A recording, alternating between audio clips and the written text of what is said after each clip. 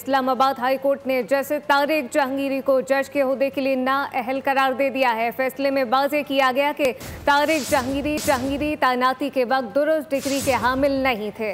अदालत ने तैनाती भी गैर कानूनी करार दे दी है। अदालत ने तारिक महमूद जहांगीरी को बतौर जज डी नोटिफाई करने का हुक्म दे दिया।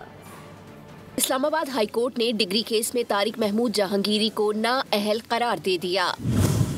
इस्लामाबाद हाई कोर्ट के चीफ जस्टिस सरफराज डोगर और जस्टिस आजम खान पर मुश्तमिल बेंच ने केस की समाअत की। कराची यूनिवर्सिटी के रजिस्ट्रार भी अदालत में पेश हुए।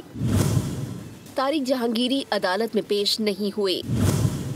दौरान समाअत कराची यूनिवर्सिटी के रजिस्ट्रार ने डिग्री से मुतालिक रिकॉर्ड पेश किया।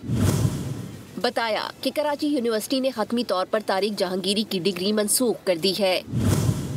प्रिंसिपल इंतजामिया लॉ कॉलेज ने कहा कि तारिक महमूद जहांगीरी उनके स्टूडेंट नहीं थे।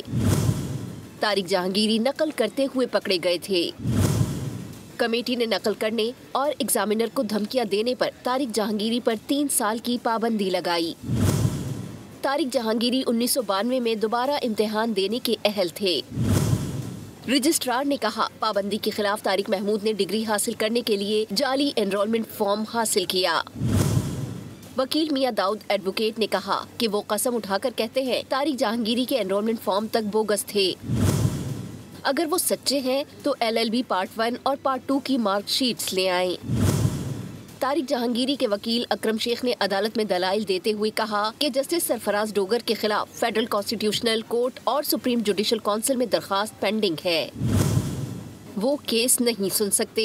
अदालत ने दलाइल सुनने के बाद फैसला महफूज किया, जो थोड़ी ही देर बाद सुना दिया गया। सब्सक्राइब करें और बेल दबाएं ताकि कोई खबर रह न जाए।